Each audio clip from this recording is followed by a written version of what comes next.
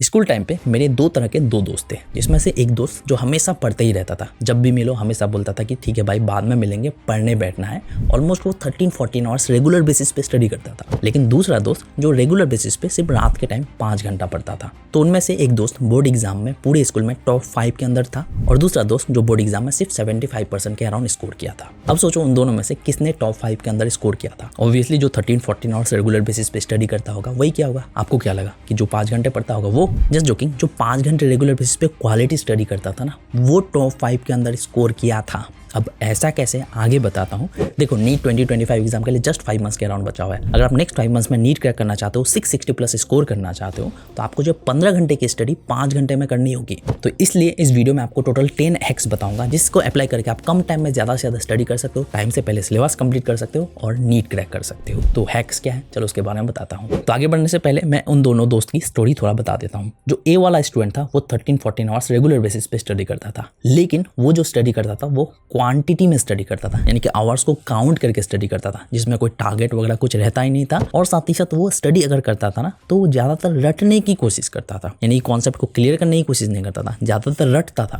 और रट के तो कोई फायदा नहीं है, कॉन्सेप्ट क्लियर होना जरूरी है। उसी के साथ उसका जो स्टडी करने का तरीका था ना, अनऑर्गेनाइज था, टारगेट वगैरह कुछ था नहीं। साथ ही साथ वो एक टाइम पे 3-4 चीज स्टडी करने की कोशिश करता था, यानी कि अगर अभी फिजिक्स पढ़ रहा है तो 15-20 मिनट बाद केमिस्ट्री पकड़ लिया। इसी तरह से वो डिस्ट्रैक्टेड रहता था, जिससे काफी ज्यादा कंफ्यूजन और कॉन्सेप्ट भी अच्छे से क्लियर नहीं होता था। लेकिन वहीं पे दूसरा दोस्त जो रेगुलर बेसिस पे 5 घंटा पढ़ता था ना, वो क्वालिटी स्टडी करता था, 100% फोकस होकर स्टडी करता था, अपना कॉन्सेप्ट क्लियर पे फोकस रखता था, यानी कि कोचिंग स्कूल में जो उसको पढ़ाया गया उसी से रिलेटेड वो कॉन्सेप्ट अच्छे से क्लियर कर लेता था, उससे रिलेटेड क्वेश्चन प्रैक्टिस वगैरह करके अच्छे से श्योर हो जाता था उस चैप्टर में, ताकि क्वेश्चन आए तो सॉल्व कर पाए। तो वो पूरा प्रॉपर ऑर्गेनाइज्ड वे से स्टडी करता था, यानी कि weekly target, daily target set करके स्टडी करके अच्छे से कॉन्सेप्ट क्लियर करके चैप्टर में श्योर होता था। इसी वजह से वो टॉप 5 के अंदर था। तो अगर आप कम टाइम में ज्यादा स्टडी करना चाहते हो तो इन हैक्स को अप्लाई कर सकते हो, जो कि मैंने भी अप्लाई किया था। सबसे पहला प्लान एंड टारगेट, जो अक्सर मैं ज्यादातर स्टूडेंट का देखता ही नहीं हूँ। ज्यादातर स्टूडेंट क्या करता है कि नॉर्मल वे से ही स्टडी करता है, प्रॉपर एक प्लान नहीं रहता, प्रॉपर एक टारगेट नहीं रहता।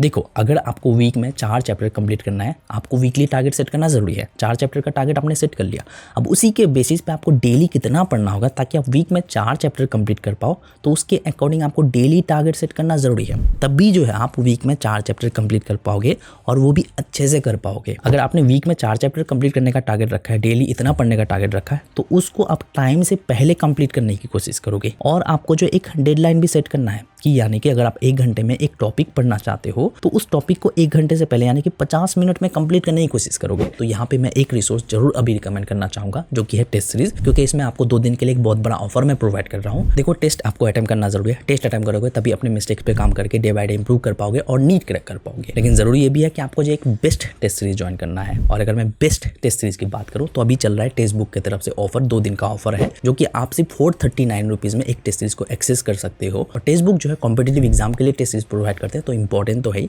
इसमें आपको टोटल 141 टेस्ट मिल जाएगा, जिसमें से आपको जो 100 चैप्टर वाइज टेस्ट मिलने वाला है, 9 प्लस पीवाईपीज मिलने वाला है और 20 प्लस जो फुल लेंथ टेस्ट मिलने वाला है। और 12 टेस्ट अभी आप फ्री ऑफ कॉस्ट एक्सेस कर सकते हो, जिससे पता कर पाओगे किस लेवल के क्वेश्चन ये प्रोवाइड करते हैं। और हर एक टेस्ट का आपको जो डिटेल एनालिसिस की मिल जाएगा, जिससे अपने मिस्टेक्स पे काम करके इंप्रूव कर पाओगे और हर एक क्वेश्चन का डिटेल सॉल्यूशन मिलने वाला है। और एक टेस्ट को जितनी बार चाहो उतनी बार अटेम्प्ट कर सकते हो। और इस टेस्ट सीरीज को अगर अभी ज्वाइन करते हो तो 1 रुपये से भी कम में पर डे के हिसाब से एक्सेस कर सकते हो।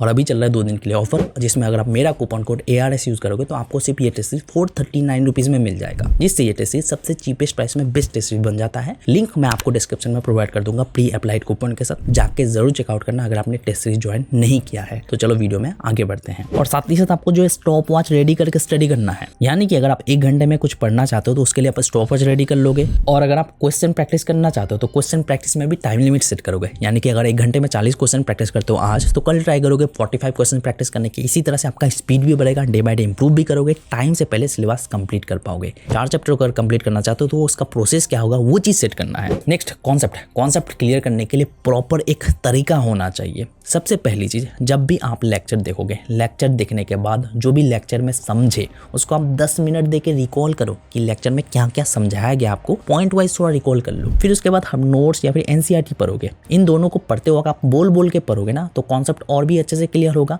और अगर आप लिख लिख के पढ़ोगे तो और भी आपका कॉन्सेप्ट क्लियर होता जाएगा। लेकिन इससे भी बेटर तरीका जो कि मैं लास्ट ईयर के बहुत सारे स्टूडेंट को सजेस्ट किया था, यानी कि आप टीचर की तरह पढ़ोगे। लेट्स सपोज आपने एक कॉन्सेप्ट क्लियर कर लिया, आप ट्राई करोगे कि उसको जो है आप दूसरे किसी को एक्सप्लेन करोगे, यानी कि टीचर जैसे एक स्टूडेंट को एक्सप्लेन करता है एग्जाम्पल दे दे के, वैसे ही आप एक्सप्लेन करने की कोशिश करोगे। अगर आप उस तरह से एक्सप्लेन करना सीख गए तो आपका कॉन्सेप्ट प्रॉपर तरीके से बैठ जाएगा। लेकिन यहाँ पे प्रॉब्लम यह है कि किसको पढ़ाओगे, इसलिए बेटर तरीका है कि आप मोबाइल उठाओ, रेगुलर बेसिस पे रिकॉर्ड करो, जो आपने आज कॉन्सेप्ट समझा उसको आप मोबाइल में एक्सप्लेन करो। इससे क्या होगा कि आपका कॉन्फिडेंस धीरे धीरे बिल्ड होता जाएगा और बोलने का तरीका भी आ जाएगा, और आपका कॉन्सेप्ट भी प्रॉपर तरीके से माइंड में बैठ जाएगा, सबकॉन्शियस माइंड में, जिससे आप वो चीज़ भूलोगे नहीं। तो ये चीज़ जरूर अप्लाई करो। स्टार्टिंग में आदत नहीं बनेगा, बट डे बाय डे आदत बन जाएगा। और कॉन्सेप्ट को क्लियर करने का प्रॉपर ऑर्गेनाइज वे से करना है, जैसे कि आप लेक्चर देखने के बाद नोट्स देखोगे और साथ ही साथ एनसीईआरटी पढ़ोगे, फिर जो आप क्वेश्चन प्रैक्टिस करोगे, पीवाईक्यूज करोगे, फिर जो आप रिवीजन करोगे। Finally question practice and PYQs में भी एक तरीका अप्लाई करना है, आगे बताता हूँ। नेक्स्ट चीज रिसोर्सेज। क्लास 9 के टाइम ना मेरे ब्रदर इन लॉ ने मुझे एक बात बताई थी कि कोई भी पैराग्राफ को अगर तुम फर्स्ट टाइम पढ़ते हो तो तुमको न्यू इन्फॉर्मेशन पता चलेगी, लेकिन उसी को अगर सेकंड टाइम पढ़ोगे तो तुमको और न्यू इन्फॉर्मेशन पता चलेगी, लेकिन उसी को अगर थर्ड टाइम पढ़ोगे तो उस पैराग्राफ का प्रॉपर नॉलेज तुमको हो जाएगा, जिससे तुम उस चीज के बारे में प्रॉपर जान लोगे। तो वही से मुझे एक चीज समझ में आई कि एक कॉन्सेप्ट के लिए 3 तरह के बुक पढ़ के कोई फायदा नहीं है। एक कॉन्सेप्ट को अगर मैं 3 बार पढ़ूंगा तो उससे मेरा प्रॉपर नॉलेज होगा, 3 तरह के बुक पढ़ूंगा तो उससे मैं कंफ्यूज रहूंगा। तो इसलिए यहाँ पे कम रिसोर्स फॉलो करो, बट प्रॉपर नॉलेज लो उनका।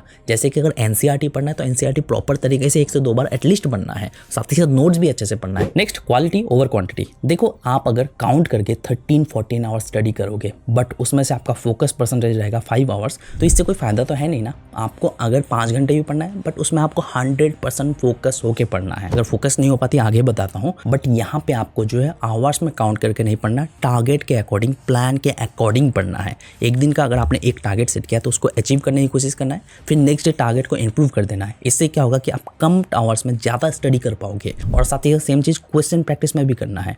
यहाँ पे क्वालिटी क्वेश्चन प्रैक्टिस करना है। सिमिलर टाइप के क्वेश्चन 10 क्वेश्चन प्रैक्टिस करके कोई फायदा नहीं है। आप 5 ही क्वेश्चन प्रैक्टिस करो, बट डिफरेंट टाइप के क्वेश्चन होना चाहिए। उसमें आपका डिफिकल्टी लेवल डिफरेंट तरह का होना चाहिए, जिससे आपका कॉन्सेप्ट भी क्लियर होगा और क्वालिटी क्वेश्चन भी प्रैक्टिस करोगे। नेक्स्ट, अक्सर प्रैक्टिस करते वक्त जो ज़्यादातर स्टूडेंट के साथ देखता हूँ कि कोई क्वेश्चन अगर सॉल्व नहीं हो पाता है तो उसी में स्टक होकर बैठ जाते हैं, माइंड पकड़ के बैठ जाते हैं कि सॉल्व क्यों नहीं हो रहा है, सॉल्व करने की कोशिश किए जा रहे हैं, जो कि एक टाइम वेस्टिंग चीज़ है। यहाँ पे आपको सिंपली करना क्या है, अगर कोई क्वेश्चन सॉल्व नहीं हो पा रहा है तो उस क्वेश्चन का प्रॉपर एक्सप्लेनेशन देखो, उस एक्सप्लेनेशन से समझने की कोशिश करो। अगर फिर भी समझना है तो उस क्वेश्चन से रिलेटेड टॉपिक को अच्छे से पढ़ो, फिर सिमिलर टाइप के क्वेश्चंस को दोबारा से प्रैक्टिस करो। इससे क्या होगा कि आपका कॉन्सेप्ट भी क्लियर हो जाएगा और सिमिलर टाइप के क्वेश्चन प्रैक्टिस करके आप उस लेवल में पहुंच जाओगे। Next, focus and consistency. बहुत सारे स्टूडेंट जो फोकस नहीं कर पाते हैं, बहुत कोई बोलेगा कि पोमोडोरो टेक्निक को फॉलो करो, लेकिन इससे एक प्रॉब्लम यह है कि ज्यादातर स्टूडेंट 25 मिनट स्टडी करके 5 मिनट्स अगर ब्रेक लेते हैं तो उन ब्रेक में काफी ज्यादा टाइम वेस्ट करने लगते हैं, जो कि एक प्रॉब्लम की तरह है। इसलिए इस टेक्निक को थोड़ा मॉडिफाई करना है। अगर आप 25 मिनट भी स्टडी करोगे या फिर मेरे तरीके के अकॉर्डिंग आप 1 घंटा पढ़ोगे, 5 मिनट्स का ब्रेक लोगे। इस ब्रेक में आपको सिंपली उठ के नहीं जाना है, मोबाइल वगैरह यूज नहीं करने बैठना है। आपने 1 घंटे में या फिर 25 मिनट्स में जो भी पढ़ा उसको आप अपने माइंड में रिकॉल करोगे, क्या क्या पढ़े, और उसको अपने कॉपी में लिखोगे, अपडेट करोगे कि ये टॉपिक मैंने पढ़ लिया। इससे क्या होगा कि आपका माइंड थोड़ी देर के लिए रिलैक्स भी हो जाएगा, फिर दोबारा से आप स्टडी करने बैठ जाओगे तो कोई डिस्ट्रैक्शन भी नहीं होगी। इसलिए आपको ब्रेक अगर लेना है तो उस ब्रेक में उठ के कहीं जाने की जरूरत नहीं, बॉडी को स्ट्रेच करो, थोड़ा रिकॉल कर लो, फिर दोबारा से पढ़ने बैठो। और अगर कंसिस्टेंटली स्टडी नहीं कर पाते हो तो आपको छोटे छोटे टारगेट सेट करना है, यानी कि 15 मिनट के लिए या फिर 20 मिनट के लिए आपको टारगेट सेट करना है कि 15-20 मिनट बस स्टडी करने बैठना है। ये माइंड को अगर 2 घंटे करोगे तो अगर आप एक बार स्टडी करने बैठ के तो कंसिस्टेंटली आप 1-1.5 घंटा स्टडी करोगे। और छोटे छोटे सेशंस भी रखने हैं, 15-20 मिनट के सेशंस रखने हैं, जैसे कि 25 मिनट का सेशन रख लिए, 5 मिनट्स का ब्रेक लिए, और हर एक सेशन के बाद आपको जो अपडेट भी करना है और रिवार्ड भी करना है खुद को कि यार ये चीज मैंने अचीव कर लिया, वेरी गुड फील करने के लिए कुछ रिवार्ड भी दोगे। इससे आपको और भी पढ़ने का मन करेगा। अब यहाँ पे डिस्ट्रैक्शन जो अक्सर ज्यादातर स्टूडेंट को होता ही है, तो आप सबसे पहले तो स्टडी के लिए पूरा एक प्रॉपर प्लेस फिक्स कर लो जहाँ पे बस स्टडी से रिलेटेड ही मटेरियल रहना चाहिए, डिस्ट्रैक्शन वाले कोई भी चीज नहीं रहना चाहिए। नेक्स्ट, अगर आप पढ़ते वक्त डिस्ट्रैक्ट होते हो या फिर ऐसे ही पढ़ने का मन नहीं करता है तो रीजन क्या है, लिखो। किस चीज में डिस्ट्रैक्ट हो रहे हो वो लिखो और उसका सॉल्यूशन क्या हो सकता है। अब अगर पढ़ते वक्त तुम डिस्ट्रैक्ट हो रहे हो, घंटा पढ़ने बैठो, लेकिन उसके बाद डिस्ट्रैक्ट हो जाते हो, तो आपका टाइमिंग देखना है कि कितने टाइम में आप डिस्ट्रैक्ट हो जाते हो। 1 घंटा पढ़ के या फिर आप जो आधा घंटा पढ़ के डिस्ट्रैक्ट हो जाते हो, तो उस आधे घंटे के बाद आपको ब्रेक लेना जरूरी है। ब्रेक ले लेके आपको थोड़ा बहुत पढ़ना है। और ये चीज जरूर ध्यान में रखना है कि पूरे हर एक चीजों से आप आइसोलेट हो जाओ। यानी कि जब स्टडी करने बैठोगे दुनिया की सारी चीजें आप अवॉइड करोगे, मोबाइल वगैरह सब कुछ साइड में रख दोगे, बस स्टडी ही करोगे। नेक्स्ट, रिकॉल एंड रिवीजन, ये दोनों चीज बहुत ज्यादा जरूरी है। देखो, एक बार आपने कॉन्सेप्ट क्लियर कर लिया, बहुत सारे स्टूडेंट ये गलती क्या करते हैं कि आज कॉन्सेप्ट क्लियर कर लिया, अब इस कॉन्सेप्ट को दोबारा रिवाइज नहीं करेंगे। आप रिवीजन क्या करेंगे, 1 वीक के बाद या फिर 15 दिन के बाद। ऐसी गलती आपको नहीं करना है। आपको ऑल्टरनेटिव डे वे या फिर रेगुलर बेसिस पे क्वेश्चन प्रैक्टिस के थ्रू उसको रिकॉल करना है। यानी कि जो टॉपिक आपने कल कंप्लीट किया था उससे रिलेटेड आप 10 क्वेश्चन प्रैक्टिस कर लो। जो क्वेश्चन सॉल्व नहीं हो रहा है उसका एक्सप्लेनेशन देख लो, एक्सप्लेनेशन से भी अगर समझ नहीं आता है तो उस क्वेश्चन से रिलेटेड टॉपिक को पढ़ लो। इससे आपका क्विक रिवीजन भी हो जाएगा। और रिवीजन आपको जो ऑल्टरनेटिव डेज पे आपको रिवाइज करते रहना होगा। यानी कि परसों जो पढ़े थे आज 15 मिनट आधा घंटा देके मैं उसको रिवाइज करूंगा। इससे आपका क्या होगा, एक्टिवली रिवीजन भी हो जाएगा और आप उस टॉपिक को भूलोगे नहीं। क्योंकि इनिशियली आज जो कॉन्सेप्ट क्लियर किए आप कल तक उसका 80% भूल जाओगे, उसको दोबारा रिकॉल करना जरूरी है। नेक्स्ट एक बड़ा फैक्टर है लाइफ स्टाइल। देखो, पिछले 5 to 6 ईयर्स में मेरा जिम जो है एक लाइफ स्टाइल बन गया है। रेगुलर बेसिस पे वो मेरा हैबिट बन गया है कि 1 घंटा मैं जिम करूंगा ही करूंगा। उसमें मेरा गोल नहीं है कि मुझे बॉडी बनाना है, मेरा गोल क्या है कि मुझे फिट रहना है, हेल्दी रहना है। इसलिए वो मेरा माइंडसेट बन गया है और मैं जिम करता ही करता हूँ। सेम चीज आपका भी एक पैटर्न रहना चाहिए कि लाइफ स्टाइल आप गुड मेंटेन करोगे। यानी कि फूड चॉइसेस आपके अच्छे होने चाहिए, अच्छा खाना पीना है, आपको प्रोटीन, कार्ब्स, फैट्स इनका इंटेक अच्छा रखना है। अगर ये सब चीज सही नहीं रखोगे ना तो आपको लेजीनेस फील रहेगा, आपको टायर्ड फील होगा। उसी के साथ आपको रेगुलर बेसिस पे एक्सरसाइज करना है।